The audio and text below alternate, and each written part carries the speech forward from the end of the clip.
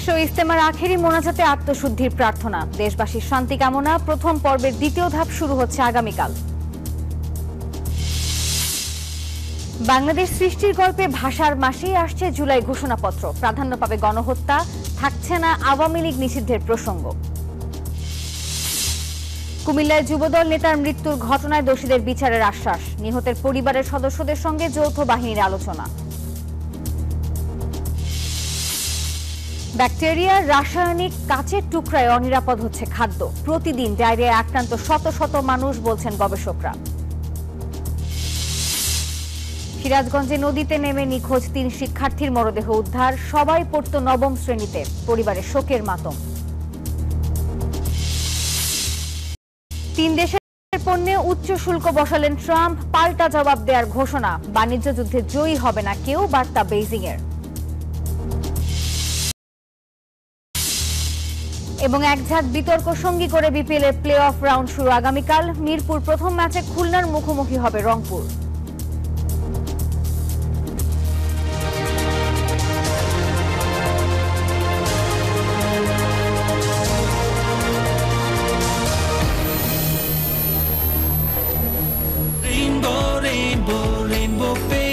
Rainbow Paints, the color of joy. স্বাগত news 24 সংবাদে, আপনাদের সঙ্গে আছি আমি নাফিসা হক। এতক্ষণ দেখছিলেন সংবাদ শিরোনাম। শব্দের আরেক নাম, একদম ইউনিক স্ট্রাকচারাল ডিজাইনের কসমিক ডো। এর ওয়াল থিকনেস ও রিপ থিকনেস বেশি থাকায় থেকে 50 বছরেরও বেশি। কসমিক ডো, নিশ্চিন্তে 50 বছর। এবারে বিস্তারিত। আখেরি মোনাজাতের মধ্য দিয়ে শেষ হলো 58তম বিশ্ব ইজতেমার প্রথম পর্বের প্রথম ধাপ। আত্মশুদ্ধি, গুনাহ মাফ ও বালা মুসিবত থেকে হেফাজতে প্রার্থনা করেছেন মুসল্লিরা। সৃষ্টিকর্তার রহমত প্রার্থনা ও সন্তুষ্টি লাভের আশায় দুহাত তুলে আকুতি জানান লাখো মানুষ। দেশ ও দেশবাসীর শান্তি সমৃদ্ধি কামনা করেন তারা। কুয়াশার চাদর ভেদ করে পূবের আকাশে রক্তিম সূর্যের উকি। হেদায়েতি বয়ানের মধ্য দিয়ে শুরু হয় বিশ্ব ইজতেমার প্রথম পর্বের প্রথম ধাপের শেষ দিনের আনুষ্ঠানিকতা। পরে পবিত্র কোরআন হাদিসের আলোকে শুরু হয় বয়ান।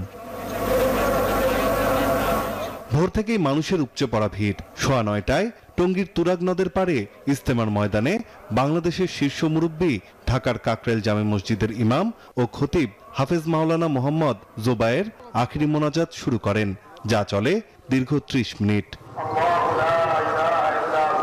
মোনাজাতে আত্মশুদ্ধি, গুনাহ মাফ, সব বালা মুসিবত থেকে হেফাজত চেয়ে আল্লাহর কাছে প্রার্থনা করেন ধর্মপ্রাণ মুসল্লিরা।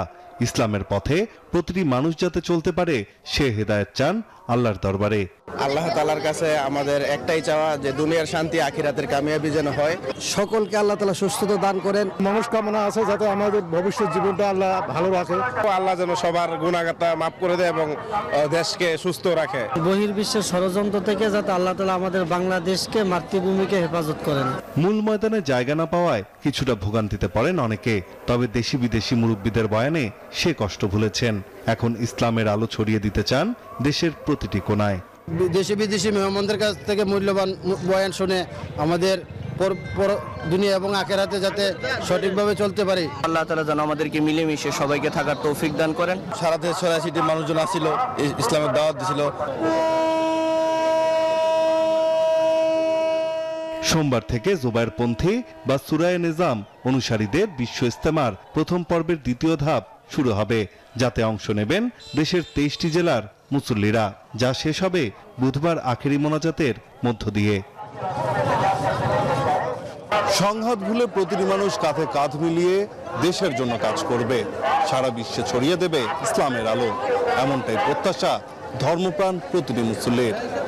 টঙ্গীর ইজতেমা ময়দান থেকে নাইম আল চিকো, নিউজ 24, গাজীপুর। এই যে আমার ব্যাংক আরএফএল গ্যাস স্টোভ, এর সায়েন্টিফিক নজল আর ব্রাশ বার্নার তাপকে সমানভাবে ছড়িয়ে খরচ বাঁচায় 25%। আরএফএল গ্যাস স্টোভ নিরাপদ ও গ্যাস সাশ্রয়ী। 304 ফুড গ্রেড স্টেইনলেস স্টিলে তৈরি, যা নিশ্চিত করে জংবিহীন সিঙ্কের আজীবন নিশ্চয়তা।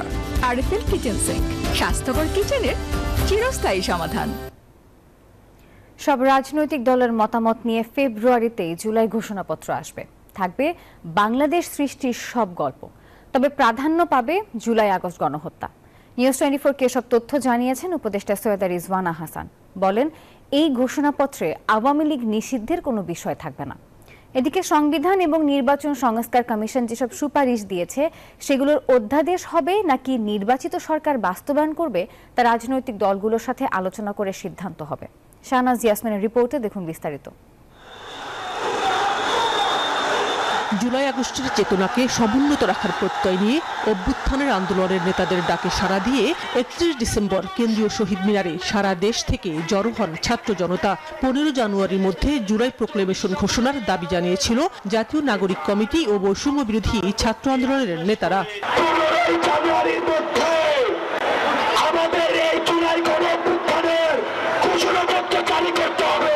এই ঘোষণার পর অন্তর্বর্তী সরকারের পক্ষ থেকে জানানো হয় ১৫ জানুয়ারি নয়, সব রাজনৈতিক দলের সাথে ঐক্যমত্য হয়ে জুলাই ঘোষণাপত্র আসবে শিগগিরই। উপদেষ্টা সৈয়দা রিজওয়ানা হাসান নিউজ 24-কে জানান, ফেব্রুয়ারি মাসেই আসবে জুলাই প্রোক্লেমেশন। মতামত দেয়া হচ্ছে রাজনৈতিক দলগুলোর। সরকারের অবস্থান হচ্ছে একটা প্রোক্লেমেশন যদি একটা ঐক্যমতের প্রোক্লেমেশন হয় এটার গুরুত্বটা অনেক বেশি হবে এবং সকল রাজনৈতিক দল কিন্তু ওই আলোচনায় অংশগ্রহণের শুরু করেছে এবং ওই প্রক্রিয়াতে তারা অন্তর্ভুক্ত আছে। সরকারের পক্ষ থেকে চেষ্টা করা হবে যত দ্রুত সম্ভব এটা করে ফেলা, খুব বেশি দেরি হবে না। ৪৭ থেকে শুরু হয়ে বাংলাদেশ সৃষ্টির সব গল্পই থাকবে জুলাই ঘোষণাপত্রে। প্রাধান্য পাবে জুলাই আগস্ট অভ্যুত্থান, তবে কোনো রাজনৈতিক দল নিষিদ্ধের বিষয় থাকবে না বললেন উপদেষ্টা রিজওয়ানা। প্রোক্লামেশন যেটা আছে সেটা হচ্ছে প্রেক্ষিতটা বর্ণনা। গণ অভ্যুত্থান হলো, তারপরে মোটা দাগে কোন কোন জিনিস আমাদের চলার পথের নির্দেশক হবে, সেখানে কোনো রাজনৈতিক দল নিষেধের কথা থাকবে না, বরং গণতান্ত্রিক একটা সমাজের কথা। কতবার আর মানুষ বুকের রক্ত দেবে? নিজের দেশের মানুষ কেন নিজের দেশের রাজনৈতিক নেতৃত্বের নির্দেশে প্রাণ হারাবে?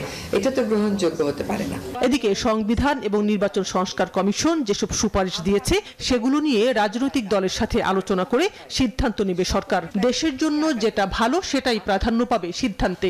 কে করলো সেটা কি বড়, নাকি কি সংস্কার হলো সেটা বড়? আমরা যদি রাজনৈতিক ঐক্যমতে পৌঁছাতে পারি যে হ্যাঁ এই সংস্কারগুলো লাগবে, দেশ থেকে হাজার কোটি টাকা এভাবে পাচার হতে পারে না, এভাবে করে নির্বাচনের নামে ফার্স হতে পারে না, ক্ষমতার একটা ভারসাম্য নির্বাহী বিভাগ, আইন বিভাগ সকল জায়গাতেই থাকতে হবে, যদি এই ঐক্যমতে পৌঁছাই তাহলে আর কে করলো সেটা কেন বড় কথা? সংস্কার, জুলাই গণহত্যার বিচারের পাশাপাশি নির্বাচনকে গুরুত্ব দিয়ে এগুচ্ছে অন্তর্বর্তী সরকার বললেন উপদেষ্টা রিজওয়ানা। রাজনৈতিক দলগুলোরও তো কিছু কিছু সংস্কার প্রস্তাব আছে, তার সাথে কিন্তু কমিশনগুলোর সংস্কার প্রস্তাবে অনেক মিলে যাচ্ছে। শাহনাজ ইয়াসমিন, নিউজ 24, ঢাকা। তাহলে কোথায় আমাদের বিজলি কেবলস যে কোনো স্থাপনার বৈদ্যুতিক সংযোগকে রাখে নিরাপদ। এর স্কিন কোটেড ইনসুলেশন সম্পূর্ণ ফায়ার রিটার্ডেন্ট, তাই বিজলি কেবলস নিজেই নিজেকে নেভায়। বিজলি কেবলস, নিরাপদ আজীবন। সুচিকিৎসা, পুনর্বাসন ও ক্ষতিপূরণের দাবিতে রাজধানীর পঙ্গু হাসপাতালের সামনে বিক্ষোভ করছেন বৈষম্য বিরোধী আন্দোলনের আহতরা। এ বিষয়ে আরো খবর শোনাতে যোগ দিচ্ছেন আমাদের সহকর্মী মোহাইমিনুল খান। মোহাইমিন, গতরাত থেকেই তো এই বিক্ষোভ চলছে, কি বলছেন তারা এবং জনদুর্ভোগ কতটা দেখছেন?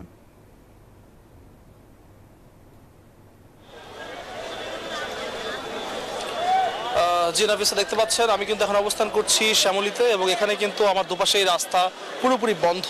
এবং একটি বড় বিষয় হচ্ছে আজকে কিন্তু তারা প্রায় কয়েক দফার শেষ দফায় কিন্তু তারা বলেছেন যে আজকে তাদের একমাত্র দাবি হচ্ছে তাদের সুচিকিৎসা নিশ্চিত করা। এবং এর পাশাপাশি কিন্তু কাল রাতেই তারা কিন্তু রাত 11টা থেকে তারা কিন্তু এখানে অবস্থান নিয়েছিলেন, যদিও সে সময় তারা পঙ্গু হাসপাতালের সামনে ছিলেন।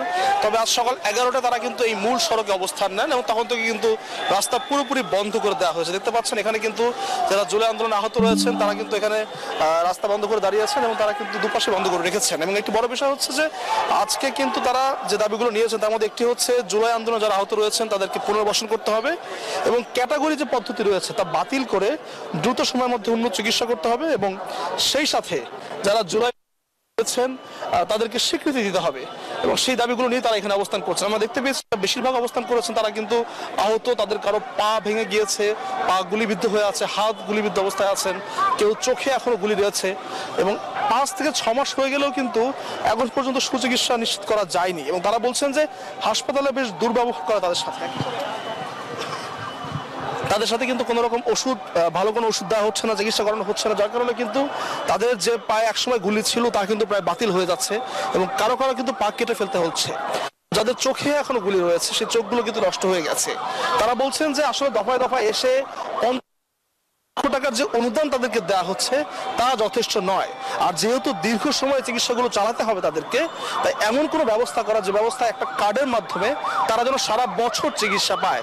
দেখতে পাচ্ছেন তারা কিন্তু আজকে এখনো অবস্থান করছেন শ্যামলীতে, কেবল অ্যাম্বুলেন্স ছাড়া বাকি সব যানবাহন কিন্তু আটকে রাখা হয়েছে, কোনো কিছুই পার হতে পারছে না। তারা বলছেন যে এখন পর্যন্ত সরকারের উচ্চ পর্যায়ের কেউ কিন্তু এসে তাদেরকে কোনো রকম আস্থা দেয়নি যে আসলে কি হবে তাদের, এবং 6 মাস পরে আসলে আস্থার যৌক্তিকতা রয়েছে কিনা তারা সেটি নিয়ে প্রশ্ন তুলেছেন। তারা বলছেন যে জুলাই আন্দোলনে যারা আহত হয়েছেন তাদের সুচিকিৎসা নিশ্চিত না করে সরকার কেন অন্য বিষয়গুলো নিয়ে বেশি আগ্রহ দেখাচ্ছে, এবং এই জন্য তারা বলছেন যে হাসপাতালগুলো আশপাশে রয়েছে, পঙ্গু হাসপাতাল, চক্ষু হাসপাতাল, সেই হাসপাতালগুলোতে যারা জুলাই আহত রয়েছেন তাদের সুচিকিৎসা নিশ্চিত করতে হবে, ক্যাটাগরি পদ্ধতি বাতিল করতে হবে, এবং যারা আহত হয়েছেন তাদেরকে স্বাভাবিক জীবনযাত্রা নিয়ে আসার জন্য পুনর্বাসন করতে হবে।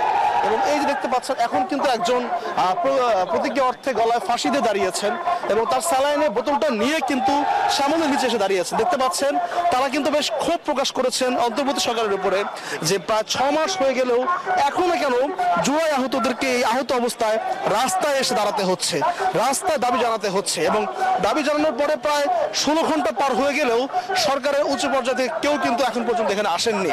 তারা বলছেন কোনো সমন্বয়কের দেখা তারা চান না, তারা চান সরকারের পর্যায় থেকে এসে গেজেট আকারে যেন প্রকাশ করা হয় যে জুলাই আহতদের সাথে কি করা হবে এবং তাদেরকে পুনর্বাসন করা হবে কিনা, চিকিৎসা নিশ্চিত করা হবে কিনা, এমনকি হাসপাতালগুলোতে ঠিকমতো ওষুধ দেওয়া হবে কিনা। তারা অনেকেই বলছেন যে অনেকের রেগুলার ওষুধে কিন্তু 3 থেকে 4 দিন পর্যন্ত গ্যাপ তৈরি হচ্ছে, অর্থাৎ যে ওষুধগুলো তাদের জন্য প্রয়োজন সেই ওষুধগুলো কিন্তু তারা রেগুলার পাচ্ছেন না। এই সব দাবি নিয়ে কিন্তু আজকে তারা এখানে অবস্থান করছেন এবং বলছেন দাবি আদায়ের আগ পর্যন্ত তারা এখানে অবস্থান করবেন। শ্যামলী থেকে এই ছিল আমার কাছে সর্বশেষ তথ্য। ধন্যবাদ মহিমিন, আপনাকে ধন্যবাদ। স্বতন্ত্র বিশ্ববিদ্যালয়ের দাবিতে আমরণ অনশনে বসা তিতুমির কলেজের শিক্ষার্থীদের মধ্যে 3 জনের অবস্থা গুরুতর। তাদের শারীরিক অবস্থার অবনতি হচ্ছে। চিকিৎসকরা বলছেন অসুস্থ শিক্ষার্থীদের হাসপাতালে পাঠানো দরকার। অনশনের 5ম দিনে রবিবার সকালে কলেজের সামনে বাঁশ দিয়ে রাস্তা আটকে দিয়েছেন শিক্ষার্থীরা। ফলে মহাখালী গুলশান রাস্তায় যান চলাচল বন্ধ হয়ে যায়। পরে আন্দোলনকারীরা জানান বিশ্ব ইজতেমার কারণে রেলপথ এবং ঢাকা ময়মনসিংহ মহাসড়ক ছাড়া অন্য সড়কে কর্মসূচি পালন করবেন তারা।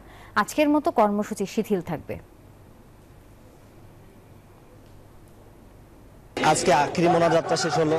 তাদের জনদুর্ভোগের কথা চিন্তা ভাবনা করে আমরা এই যে মহাসড়ক অবরোধ আর রেলপথ এটা আমরা শিথিল করেছি শুধু আজকের জন্য। বাকি যে জোনগুলো আছে সেখানে আমাদের কর্মসূচি চলমান রয়েছে এবং সেটা থাকবে যতক্ষণ পর্যন্ত আমাদের দাবি আদায় না হবে। এই মুহূর্তে ওদেরকে হসপিটালাইজ না করতে পারলে হয়তো ওদের শারীরিক একটা লং টার্ম অথবা শর্ট টার্ম কমপ্লিকেশনের আশঙ্কা আমরা করতেছি। বাদ বাকি যারা আছেন এরা ছাড়া এদেরও সবারই অনেক সমস্যা অলরেডি ধরা পড়তেছে।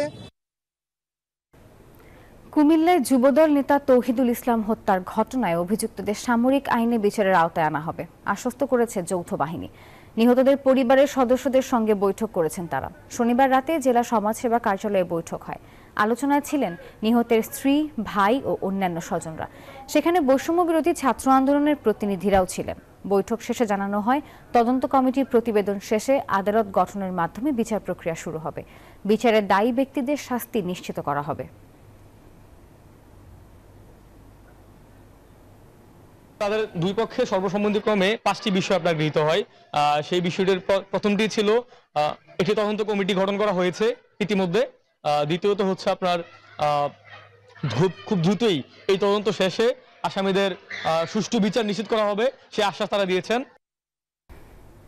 সংবাদে নিচ্ছি একটি বিরতি, সঙ্গে থাকুন।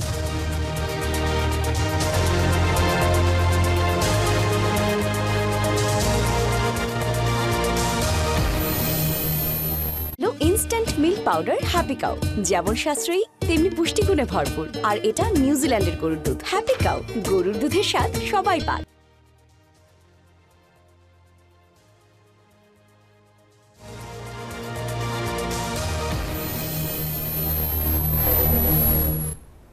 নিউজ 24 সংবাদে আরো একবার স্বাগত। অনিরাপদ খাদ্যের কারণে দিনে 5% মানুষ ডায়রিয়ায় আক্রান্ত হচ্ছে।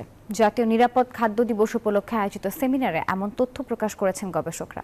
সেমিনারে মূল প্রতিবেদন পড়েন ঢাকা বিশ্ববিদ্যালয়ের খাদ্য ও পুষ্টি বিজ্ঞান ইনস্টিটিউটের অধ্যাপক ডক্টর খালেদা ইসলাম। তিনি জানান, ব্যাকটেরিয়া, রাসায়নিক এবং সেই সাথে কাচের টুকরা সহ নানান পদার্থের মিশ্রণে খাদ্য অনিরাপদ হয়ে পড়ে।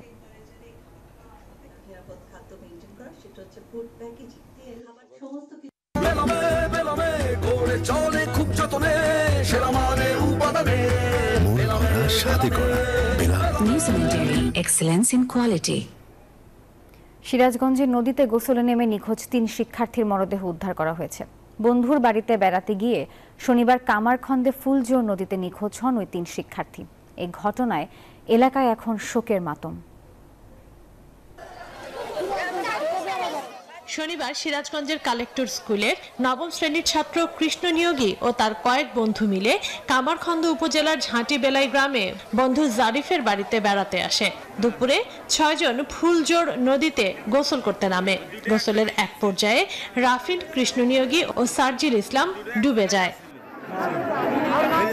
অপর 3 জনের সাঁতরে তীরে উঠতে সক্ষম হয়। ওই দিন রাতে ফায়ার সার্ভিস কর্মীরা রাফিনের মৃতদেহ উদ্ধার করে। রোববার সকালে ফায়ার সার্ভিসের ডুবুরি দল ফের উদ্ধার কাজ শুরু করে। এক পর্যায়ে দুপুর 12টার দিকে নিখোঁজ 2 জনের মরদেহ খুঁজে পায় ডুবুরি দল। বন্ধুর জন্মদিন ছিল, জন্মদিনেতে 3-5 বন্ধু এখানে আসার পরে মানে গোসল করতে নামছিল। তারপরে হয়তো 3 বন্ধু উঠতে পারছে, আর আপনার 2 জন উঠতে পারছে, 3 বন্ধু আর উঠতে পারে নাই। ওখানে ওরা পড়ছে, পরে একজন আমাকে বললো ভাই ওদের বাঁচান। পরে আমি গেলাম, যাওয়ার পর 2 জনে ধরলাম। পরে আরেকজন আমার সাথে মানে ওদের ভিতরে একজন সাঁতার জানে ভালো, সে গেল হচ্ছে ওদের 2 জনে বাঁচাতে। আমি 2 জনে গেলাম, আমি 2 জনে তুলে নিয়ে আসলাম। গোসল করতে গিয়া এদের মধ্যে 2 জন পানিতে ডুবে যায়, আর একজন ওই 2 জনকে বাঁচাতে গিয়া সেও ডুবে যায়। নদীর পানির গভীরতা 25 থেকে 30 ফুট হওয়ায় তাৎক্ষণিকভাবে নিখোঁজদের উদ্ধার করা সম্ভব হয়নি বলে জানায় ফায়ার সার্ভিস। আজকে সকাল থেকে পুনরায় আবার উদ্ধার অভিযান শুরু করা হয় এবং 12টার দিকে যে 2 জন নিখোঁজ ভিকটিম ছিল তাদেরকে উদ্ধার করতে সক্ষম হয়। এ ঘটনায় এলাকায় শোকের মাতম চলছে। Desk report, news 24। গাড়িটা আমার প্রেজেন্ট, আমার ফিউচার, আমার হ্যাপি লাইফ। আইডিএলসি আমার ফাইন্যান্সিয়াল পার্টনার বলেই কার লোন আমার কাছে লাইফ ইনভেস্টমেন্ট। চট্টগ্রামের ফটিকছড়িতে মোহাম্মদ শহীদ নামে এক যুবককে পিটিয়ে হত্যার অভিযোগ উঠেছে। শনিবার রাতে উপজেলার দাঁতমারা ইউনিয়নের বড় বেতুয়া নয়াপাড়ার সেলিমের দোকান এলাকায় ঘটনা ঘটে। স্থানীয়রা জানান, শহীদকে একা পেয়ে এলোপাতাড়ি পিটুনি দেয় স্থানীয় দুষ্কৃতিকারীরা। পরে গুরুতর জখম অবস্থায় নাজিরহাটের উপজেলা স্বাস্থ্য কমপ্লেক্সে নিয়ে গেলে চিকিৎসক তাকে মৃত ঘোষণা করেন। রাজনৈতিক কোন্দলের জেরে এই হত্যাকাণ্ড বলে ধারণা করছে এলাকাবাসী। 3-4 মাসের পরিচয় আমাদের লগে, 3-4 মাসের পরিচয় ওরে হের ক্ষতিগ্রস্ত না পারি, হেরে না পাই, একা পাই। আমার স্বামীর বিনা দোষে বিনা অপরাধে তারা কত কষ্ট দিয়ে মারছে। যেই বাড়িতে আসছে ওই বাড়ির লোকেরা না পায় আমার বাগিনী জামার এইভাবে অন্যায়ভাবে মেরে ফেলছে। আমরা প্রশাসনের সুদৃষ্টি কামনা করছি, আমরা সঠিক বিচার চাই। আলু নিয়ে সিন্ডিকেটের কালো থাবা যেন কিছুতেই থামানো যাচ্ছে না। এবার পূর্ব ঘোষণা ছাড়াই কোল্ড স্টোরেজের ভাড়া দ্বিগুণ করায় দুশ্চিন্তায় আলু চাষিরা। ভাড়া না কমালে আইনি ব্যবস্থা নেওয়ার কথা জানিয়েছে জেলা প্রশাসন। আর লোকসানের পাশাপাশি সংরক্ষণের অভাবে খাদ্য ঝুঁকির আশঙ্কা করছেন বিশেষজ্ঞরা। রঞ্জু মাহমুদের ক্যামেরায় মতিউর মর্তুজার তথ্যে ডেস্ক রিপোর্ট। রাজশাহীর পবা উপজেলার তকিপুর গ্রামের কৃষক আব্দুর রাজ্জাক প্রায় 50 বিঘা জমিতে আলু চাষ করেছেন। কিছু আলু বিক্রি করেন আর বাকি আলু কোল্ড স্টোরেজে রেখে বাড়তি লাভ করেন। তবে এবার সংরক্ষণের জন্য বস্তা প্রতি ভাড়া দ্বিগুণ করায় লোকসানের শঙ্কায় তিনি। কমানোর দাবি কৃষকের। আমরা হয়তো মাঠে কম বিক্রি করে আমরা স্টোরজাত করি, এখন স্টোরজাত কিভাবে করব এত টাকা ভাড়া দিয়ে? আলুর দাম যদি কমে যায় তাহলে পরে সবই লস পূরণ করাই সম্ভব না। হিমাগার কর্তৃপক্ষ বলছে, বাংলাদেশ কোল্ড স্টোরেজ অ্যাসোসিয়েশনের সিদ্ধান্ত অনুযায়ী ভাড়া বাড়ানোর বিষয়ে সবাইকে জানিয়ে দেওয়া হয়েছে। Bangladesh cold storage association banner দিয়ে দিয়েছে, 8 টাকা কেজি হিসাবে ভাড়া আদায় করা লাগবে। তবে ভাড়া না কমালে হিমাগার কর্তৃপক্ষের বিরুদ্ধে আইনি ব্যবস্থা নেওয়ার কথা বলছে জেলা প্রশাসন। যে নির্দিষ্ট হারে যদি ভাড়াটা নির্ধারণ না করে তাহলে আমরা তাদের আইনি ব্যবস্থায় যাব। যারা প্রকৃত কৃষক তাদের জন্য একটা সুবিধা তারা দিবে, এটা কতটুকু দিবে এটা কালকে জানাবে। এমন পরিস্থিতিতে কৃষকের লোকসানের পাশাপাশি সংরক্ষণের অভাবে খাদ্য ঝুঁকির সৃষ্টি হতে পারে বলে মনে করছেন বিশেষজ্ঞরা। বাংলাদেশে আমরা দেখতে পাই যে বছরে প্রায় 25 থেকে 30% আলু এই সংরক্ষণের অভাবে নষ্ট হয়ে যাবে। দেখা যাবে যে তখন সাপ্লাইয়ের সংকট দেখা দিবে এবং বছর শেষে আলুর দাম এখন যে দেখা যাচ্ছে 20 টাকারও কম দাম, সেটি দেখা যাচ্ছে যে হয়তো 40-50 টাকায় বছর শেষে চলে যাবে। কোল্ড স্টোরেজে আলু গুদামজাত করতে না পারে তাহলে তাদের আলু তাদের বাসায় পৌঁছবে বা নষ্ট হবে। এতে আমাদের পরবর্তীতে খাদ্য ফুড সিকিউরিটি যেটা সেটা আমাদের সমস্যা সৃষ্টি হবে। নিজেদের লোকসান এড়াতে কোল্ড স্টোরেজের ভাড়া কমানো না হলে আন্দোলনের হুঁশিয়ারি দিয়েছেন আলু চাষিরা। Desk report, news 24। এদিকে কোল্ড স্টোরেজ ভাড়া বৃদ্ধির প্রতিবাদে রাজশাহীতে মহাসড়ক অবরোধ করে বিক্ষোভ সমাবেশ করেছেন আলু চাষিরা। রবিবার বেলা 11টার দিকে মোহনপুর উপজেলার সামনে নওগাঁ রাজশাহী মহাসড়ক অবরোধ করে আলু ছড়িয়ে বিক্ষোভ মিছিল ও প্রতিবাদ সমাবেশ করেন তারা। চাষিরা জানান, কোল্ড স্টোরেজের অতিরিক্ত ভাড়া তাদেরকে ক্ষতির মুখে ফেলেছে। প্রতি কেজি আলু সংরক্ষণের জন্য আগে 5 টাকা দিতে হতো, আর এখন নেওয়া হচ্ছে 8 টাকা করে। কোল্ড স্টোরেজ মালিকদের নৈরাজ্য বন্ধে সরকারকে দ্রুত পদক্ষেপ নেওয়ার দাবি জানান চাষিরা।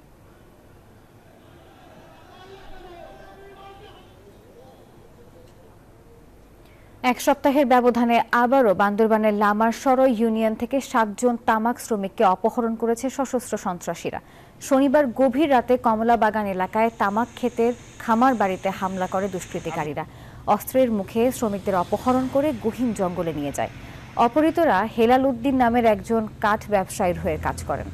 গত সপ্তাহে লামা সদর এলাকা থেকে 9 জন তামাক শ্রমিককে অপহরণ করে মুক্তিপণ আদায় করে সন্ত্রাসীরা।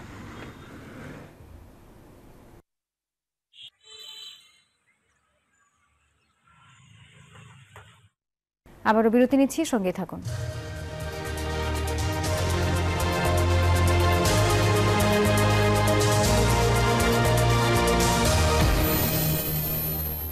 এলো instant milk powder happy cow, যেমন সাশ্রয়ী তেমনি পুষ্টিগুণে ভরপুর। আর এটা নিউজিল্যান্ডের গরুর দুধ। হ্যাপি কাউ, গরুর দুধের স্বাদ সবাই পাক।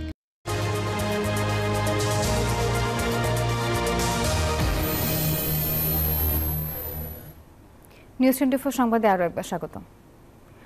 ভোলায় মেঘনা নদীর ভাঙনে হুমকির মুখে শত শত পরিবার। অভিযোগ, অপরিকল্পিতভাবে বালু উত্তোলনে বেড়েছে নদী ভাঙনের তীব্রতা। আর এজন্য নদী থেকে বালু উত্তোলন বন্ধ এবং কংক্রিটের ব্লক বাঁধ দেওয়ার দাবি এলাকাবাসীর। যদিও ভাঙন রোধে ইতিমধ্যে কাজ শুরু করার দাবি পানি উন্নয়ন বোর্ডের। ভোলা থেকে জুন্নু রায়হানের পাঠানো তথ্য ছবিতে দেখুন ডেস্ক রিপোর্ট। শুষ্ক মৌসুমে মেঘনার ভাঙনে মানুষের বসতভিটা, বিলীন হচ্ছে ফসলি জমি। ভোলা জেলা শহরে শিবপুর ইউনিয়নের শান্তিরহাট এলাকা। সম্প্রতি এখানে মেঘনা নদীর ভাঙনে দিশেহারা নদী পারের বাসিন্দারা। ভিটেমাটি হারিয়ে অনেক পরিবারের ঠাঁই হয়েছে বাঁধের উপর। বর্ষায় গড়টা ভাঙাল হয়ে গেছে। এই যে পরিস্থিতি, আমরা কি এগিয়ে থাকতে পারব? এই ঘর সব হরাইতে হইব। এই যে হাজারে হাজারে বাড়ি ঘর সারাটি কোথায় যাবে? কিছুদিনের ভিতরে বেরিটা ধরে গেল তো সব মানুষ আমরা তলে যাবো। অনেক স্থানেই বাড়িঘর নদীতে বিলীন। এমন করুণ বাস্তবতায় বসতঘর ভেঙে রাস্তার পাশে কিংবা অন্যের জমিতে রেখেছে কেউ কেউ। অনেকে আবার জীবিকার তাগিদে ছেড়েছে আপন ঠিকানা। একজনের জায়গা থাই অহন যে আবার নদী ধারে আইসে কই যাম কই থাও। ব্লক না দেওয়ার কারণে আমাদের এই শিবপুরে আজ মনে করেন 3 থেকে 4 কিলোমিটার নদী ভাঙ্গা আগাইছে। এদিকে ভাঙন ঠেকাতে ব্লক দিয়ে স্থায়ী বাঁধ নির্মাণের দাবিতে মানববন্ধন করেছে এলাকাবাসী। অভিযোগ, প্রভাবশালী চক্র অপরিকল্পিতভাবে বালু উত্তোলন করায় বেড়েছে নদী ভাঙন। এই যে নদী ভাঙ্গন, জলদস্যু, এই যে বালু উঠানো, এই যে সব আমাদের সব বিলীন করে দিছে। বাড়ি উঠান বন্ধ করতে হইব, আর ব্লক খালায়া নদী ভাঙা বন্ধ করতে হইব। পানি উন্নয়ন বোর্ড বলছে চলতি মাসে আহ্বান করা হয়েছে টেন্ডার। আশা ফেব্রুয়ারিতে শুরু হবে কাজ। শিবপুর ইউনিয়নের যে ভাঙনটা হচ্ছে, এটা নিয়ে ইতিমধ্যে আমরা অবগত আছি এবং এটার জন্য আমরা কার্যকরী পদক্ষেপ হিসেবে দলপত্র আহ্বান করা হয়েছে। জানুয়ারির 29 তারিখে দলপত্রটা মুক্ত করে ফেব্রুয়ারিতে আমরা আশা করতেছি দ্রুততম সময়ে কাজটি বাস্তবায়ন করা হবে। দ্বীপ জেলা ভোলার চারপাশে প্রায় 250 কিলোমিটার বেড়িবাঁধ, যার মধ্যে কনক্রিটের ব্লক বাঁধ মাত্র 33 কিলোমিটার। Desk report, news 24। এবারে আন্তর্জাতিক সংবাদ।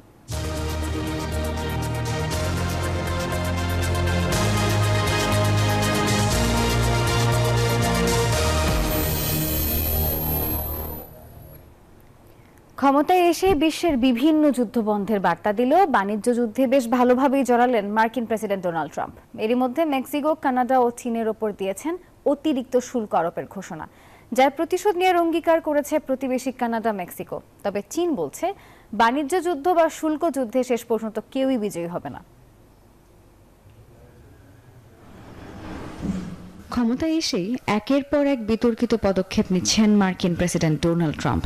দিয়েছেন একের পর এক নির্বাহী আদেশ, তুলেছেন নিষেধাজ্ঞার ঝড়। তারই ধারাবাহিকতায় সবশেষ ঘটল কানাডা, মেক্সিকো ও চীনের ওপর যুক্তরাষ্ট্রের অতিরিক্ত শুল্ক আরোপের ঘটনা। ট্রাম্প প্রশাসন জানিয়েছে কানাডা ও মেক্সিকোর উপর 25% করে এবং চীনের উপর শতকরা 10% শুল্ক আরোপ করা হয়েছে, যা কার্যকর হবে মঙ্গলবার থেকে। কানাডা ও মেক্সিকোর পণ্য যুক্তরাষ্ট্রে ঢুকলেই 25% শুল্ক দিতে হবে। মার্কিন সরকারের দাবি, অবৈধ অভিবাসী এবং মাদকদ্রব্য চোরাচালান বন্ধেই নিতে হয়েছে এমন কঠোর সিদ্ধান্ত। ট্রাম্পের এই সিদ্ধান্তে চুপ থাকেনি মেক্সিকো। যুক্তরাষ্ট্রের উপর শুল্ক আরোপ সহ প্রতিশোধমূলক ব্যবস্থাও চালুর ঘোষণা দিয়েছেন মেক্সিকোর প্রেসিডেন্ট ক্লডিয়া শেইনবাউম। যুক্তরাষ্ট্রের উপর প্রতিশোধমূলক সমান শুল্ক আরোপ করেছে কানাডাও। রবিবার দেশটির বিদায়ী প্রধানমন্ত্রী জাস্টিন ট্রুডো জানালেন, আগামী কয়েক সপ্তাহ কানাডীয় ও মার্কিনীদের জন্য কঠিন হবে। $155 বিলিয়ন মার্কিন পণ্যের উপর 25% শুল্ক আরোপ করা হবে। যুক্তরাষ্ট্রের উচিত কানাডার সাথে অংশীদারিত্ব করা, শাস্তি দেয়া নয়। এদিকে শুল্ক ইস্যুতে চীনের অবস্থান সামঞ্জস্যপূর্ণ, এমনটাই জানিয়েছে শি জিনপিং প্রশাসন। তবে বাণিজ্য বা শুল্ক যুদ্ধে কেউই জয়ী হবে না। Desk report, news 24। সময় হলো আরো একটি বিরতির, সঙ্গে থাকুন।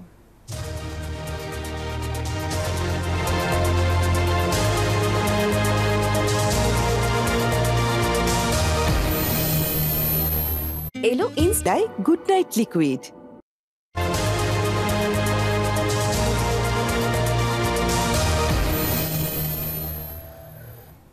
সংবাদ আরো একবার স্বাগত। এবারে জানিয়ে দিব খেলার খবর। বিসিবি নির্বাচকের দায়িত্ব থেকে পদত্যাগ করলেন হান্নান সরকার। দুপুরে নিজ বাসভবনে জানান, মূলত কোচিংয়ে ক্যারিয়ার গড়া আর মাঠে ফেরার জন্য এমন সিদ্ধান্ত নিয়েছেন তিনি। দর্শক, এই বিষয়ে আরো খবর জানবো। বিস্তারিত জানাতে আমাদের সঙ্গে যুক্ত হচ্ছেন সহকর্মী শুভ দেবনাথ। শুভ, জানাবেন কি জানালেন হান্নান?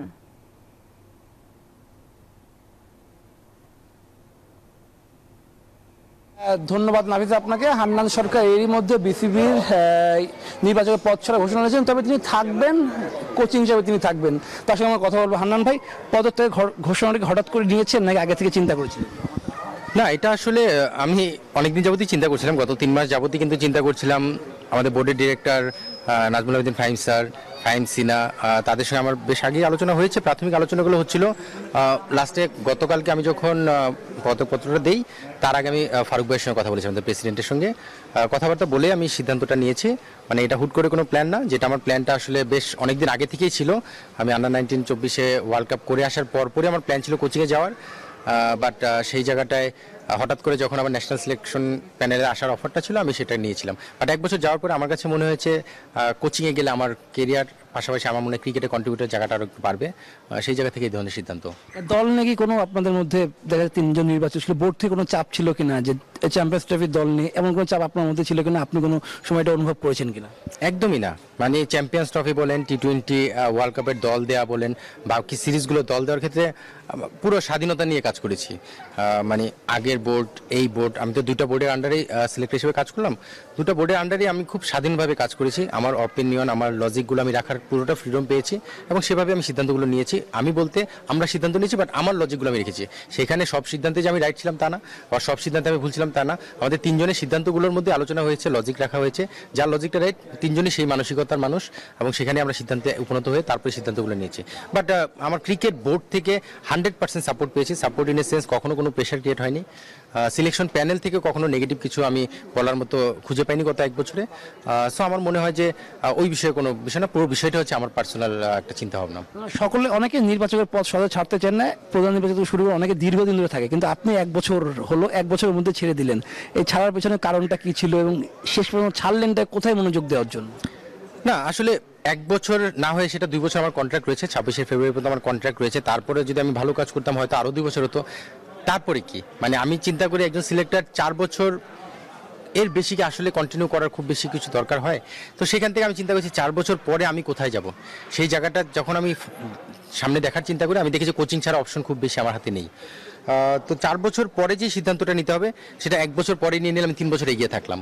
সেই সিদ্ধান্তটা এই মুহূর্তে নেওয়া, হয়তো আরও 1 বছর কন্টিনিউ করে 2 বছর আরও হলে 3 বছর হতো, বাট 1 বছর পরে আমি সব কিছু ওভারঅল চিন্তা ভাবনা করে এবং এই জায়গাটায় কাজ করার পরে আমার কাছে মনে হয়েছে এখন রাইট টাইম। এবং বাংলাদেশ ক্রিকেট বোর্ডে এখন কিছু পরিবর্তনের ছোঁয়া আপনি দেখবেন। ক্রিকেটারদের কোচদের আলাদা একটা মূল্যায়নের দেখছি আমরা, দেশি কোচদের সালাউদ্দিন ভাই, সোহেল ভাই বা বাবুল ভাই সবাই যারা কাজ করছেন তাদের আলাদা একটা মূল্যায়ন, দেশি কোচ যারা রয়েছেন বাকিরা তাদেরও স্যালারি স্ট্রাকচার চেঞ্জ করা হয়েছে, দ্যাট মিনস মূল্যায়ন করা হচ্ছে কোচদের।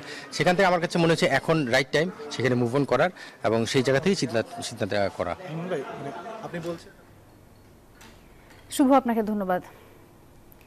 নানা বিতর্ককে সঙ্গী করে দেখতে দেখতে শেষ হলো বিপিএল এর গ্রুপ পর্ব। সোমবার থেকে মাঠে গড়াচ্ছে টুর্নামেন্টের প্লে অফ রাউন্ড, যেখানে মিরপুর এলিমিনেটরে দিনের প্রথম ম্যাচে দুপুর 1:30টায় রংপুর রাইডার্স মাঠে নামবে খুলনা টাইগার্সের বিপক্ষে, আর দিনের আরেক ম্যাচে সন্ধ্যা 6:30টায় প্রথম কোয়ালিফায়ারে মুখোমুখি হবে ফরচুন বরিশাল ও চিটাগং কিংস। প্রতিবারের মতন এবারও বিপিএল শুরুর আগে নানা আয়োজন আর সম্ভাবনার কথা বললেও গ্রুপ পর্বেই বিতর্ক আর সমালোচনায় বিদ্ধ হয়েছে দেশের সবচেয়ে বড় ফ্র্যাঞ্চাইজি টুর্নামেন্টটি। দেশি বিদেশি খেলোয়াড়দের পেমেন্ট ইস্যুর সাথে ফিক্সিং সন্দেহ, এসব মিলেই শেষ হয়েছে বিপিএল এর গ্রুপ পর্বের লড়াই, যেখানে প্লে অফে নিজেদের জায়গা নিশ্চিত করেছে Rangpur riders, fortune Barishal, Khulna tigers ও চিটাগং কিংস। সোমবার প্রথম এলিমিনেটরে রংপুর রাইডার্স ও খুলনা টাইগার্সের ম্যাচ দিয়ে প্লে অফের লড়াই শুরু হবে। টানা 8 জয়ে আসর শুরু করা রংপুর সবশেষ 4 ম্যাচে হেরে বেশ ব্যাকফুটে, তবে উত্তরের দলটি জয়ের ধারায় ফিরতে মরিয়া। তাই তো প্লে অফের আগে নিজেদের প্রস্তুতি বেশ ভালোভাবেই সেরে নিচ্ছে নুরুল হাসান সোহানের দল। অন্যদিকে গ্রুপ পর্বে লড়াই করে শেষ 4-এ জায়গা করে নেয় মেহেদী হাসান মিরাজের খুলনা টাইগার্স। তাই তো এলিমিনেটরে জয়ের বিকল্প কিছুই ভাবছে না খুলনা। মিরপুরে ম্যাচটি শুরু হবে দুপুর 1:30টায়। অন্যদিকে প্রথম দল হিসেবে ফাইনালে যাওয়ার লড়াইয়ে মাঠে নামবে টেবিল টপার ফরচুন বরিশাল ও চিটাগং কিংস। টুর্নামেন্টের শুরু থেকে দুর্দান্ত খেলে প্লে অফ নিশ্চিত করে তামিম ইকবালের দল, তবে গ্রুপ পর্বের শেষ ম্যাচে ডিফেন্ডিং চ্যাম্পিয়নরা হেরেছে চিটাগং কিংসের বিপক্ষে।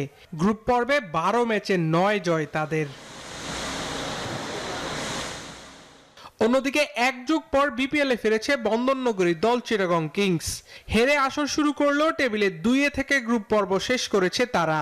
দারুণ ছন্দে থাকা মোহাম্মদ মিথুনের দলের সামনে সুযোগ কোয়ালিফায়ারে ম্যাচ জিতে সরাসরি ফাইনালে যাওয়ার।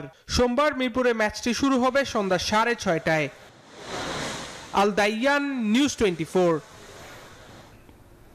নিউজ 24 সংবাদ এ পর্যন্তই। ধন্যবাদ সবাইকে।